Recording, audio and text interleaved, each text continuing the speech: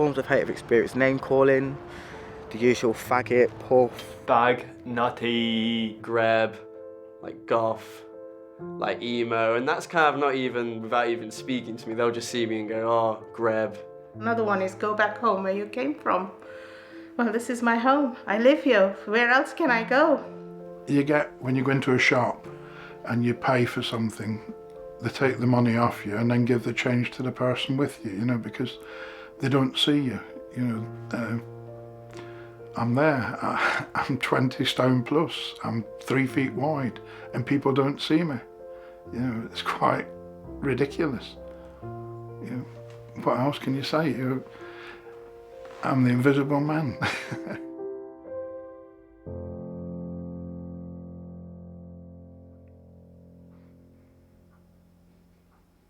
How would you describe yourself?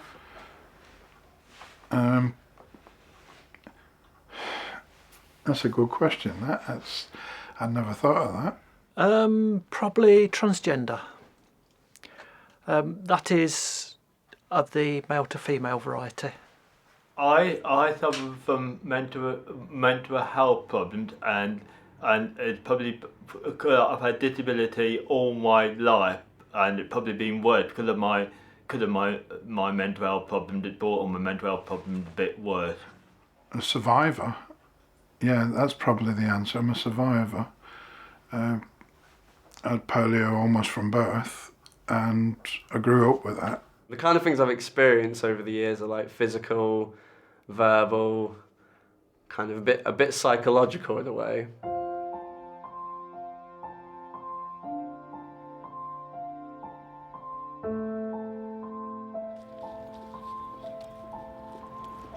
When I've been out with my boyfriend and stuff, sometimes you forget, like in a public place, it's not as accepting to hold hands, to be affectionate. You can feel awkward, especially if you do it without realising, and you see people staring or kids pointing to the parents and sort of asking questions, "Mummy, why is that boy holding that other boy like that?" and stuff. The main experience, my worst experience, was being out on the night out in Braunston Gate with some friends, was leaving the club, getting ready to leave. I'd had a couple of drinks, I was quite merry. This straight lad had said a few comments, me being drunk, not sensing how this situation could have escalated as quick as it did. I said something back. Before I knew it, I was being attacked, and at hospital having to give police statements the days after. The lad was took to court. He was prosecuted for it, for a common assault and I think some sort of homophobic abuse. I felt quite hurt, upset, angry towards Leicester as such, let down by the security on Braunston Gate, bouncers and stuff. There's a mixture of feelings, really.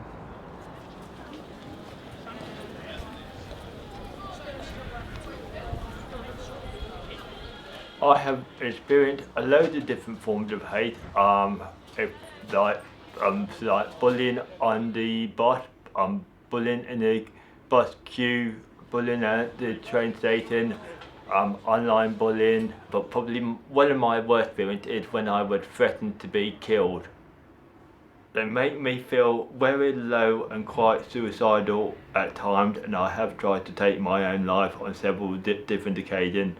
Overdoses, jumping off a roof of a building, cutting myself. So several different times, several different kinds of taking my life. The perpetrators are normally people who don't have the empathy and don't have the understanding of the damage it has done to people.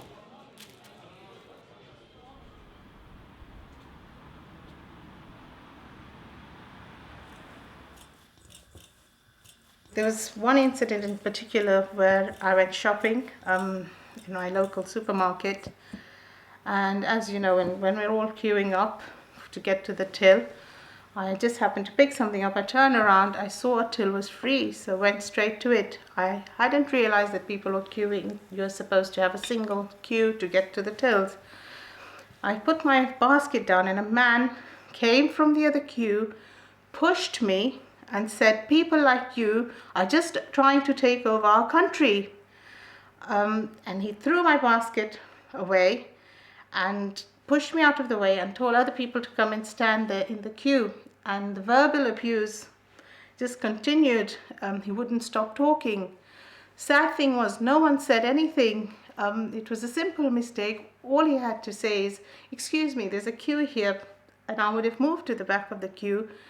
Anyone can make a mistake, but just because I dressed like this didn't give him the right to hurl abuse at me. And so I was really upset. I was very shaken. I could have left, but there was something I really needed for my son, and I had to pay for it, so I paid for it, came home, and I think I was really, really upset. I was very shaken, and I just started to cry because I hadn't really done anything wrong. I didn't deserve that. With the baby boom has come a rise in the number of lawsuits involving malpractice on the wards. I've had abuse from 16-year-olds up to 80-year-olds.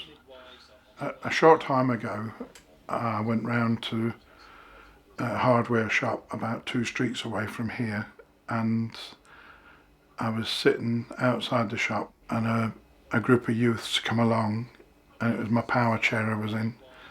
It was switched on, and one of them grabbed the control and started manoeuvring my chair without direction. He just pulled the lever in any direction.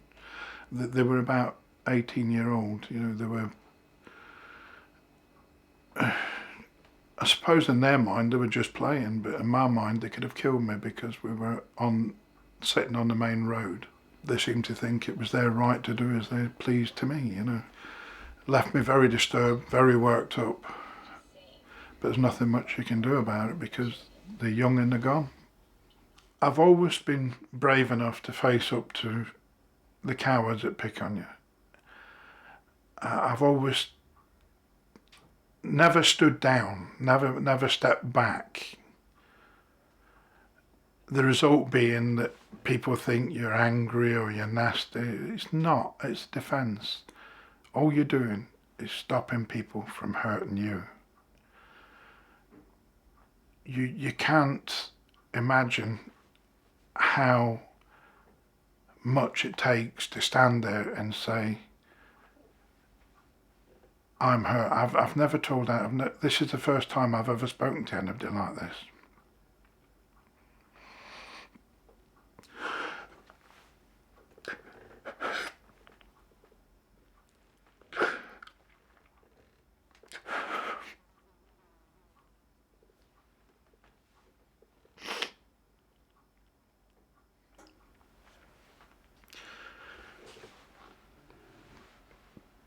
Yeah, it's very hard to be me. And some people think you're ignorant, and it's not ignorance, it's defence.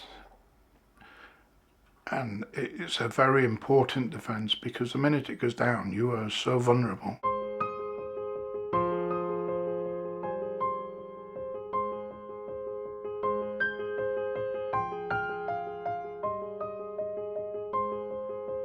I tell them we deal with it. I just ignore it and just hang out with my other friends as well. And like a lot of my other friends kind of like have experienced that kind of thing as well. Sometimes we'll just talk and like laugh about it, like going like, oh, this guy called me a grub the other day or something. Like, but we just laugh about it really. Like kind of that's another thing as well. They'll kind of just say, oh, you're into your shouty music or things like that, and I'm like, yes I am. And then I'll just listen to some like music. It's like I was saying though, like if someone's kind of like, it doesn't make me want to change, it just makes me want to even be more that way.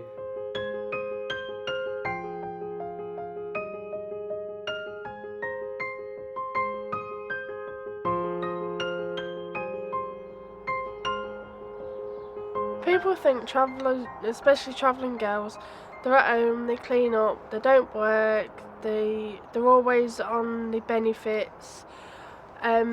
Me on the other hand, I've got a job, I work every week, I'm on the youth commission, I do all sponsors for things and I help out charities in the best way I can. I think travellers is targeted really for the media. The media's portrayed travellers as we're all the same, we're all we all throw rubbish and everything everywhere, and we all steal and we all do things badly. Not everybody's the same, but what the media portray, everybody reads, so all travellers get targeted for what the media portray you as.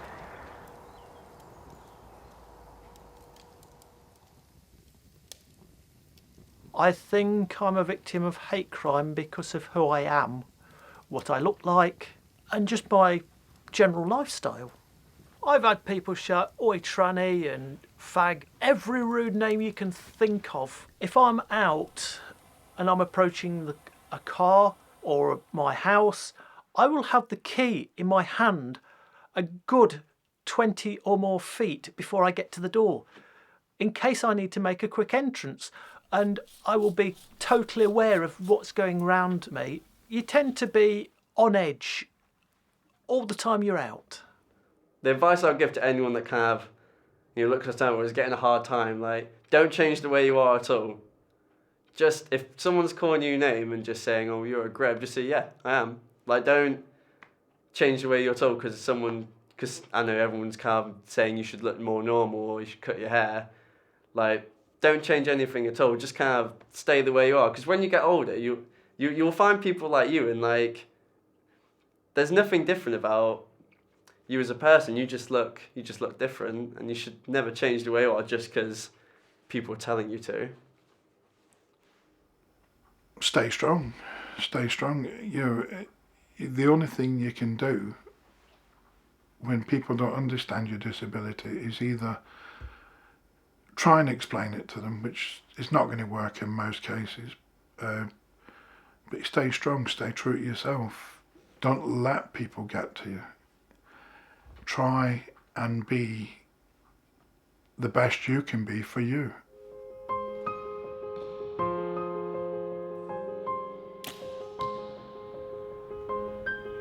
If you could ask the people watching this film a question, what would you ask them? I would ask them, do you realise what damage you have done to people who have had the disability and who had the disability? You imagine your children going to school and purposely being picked on for who they are. They're coming back, and then one day when you're sending them to school and they're on their hands and knees begging and crying not to send them to school only because people pick on them. You ask yourself, would you like your children to do that? How would they feel if every time they went out to have fun with their friends they had to deal with worrying if they was going to be set upon or attacked even? I suppose the question is, how would they feel if they had to constantly watch over their shoulder for somebody bigger and stronger and harder than them who was just about to give them a good slap around the head? And, would they be on edge? I'm sure they would be on edge. It doesn't matter who's standing around. They'll never see it the way you do. They'll never know the hurt that you've walked away with. Trying to be invisible is not easy. I want you to think how you would feel if you had to do that, trying to be invisible at all times. How would you feel if you were singled out? For no reason, just on the way you look or like the hair you've got or the piercings you've got. And like, a lot of the time just like, been a bit kind of just feeling unsafe. No one should have to do that really, just because of the way they look.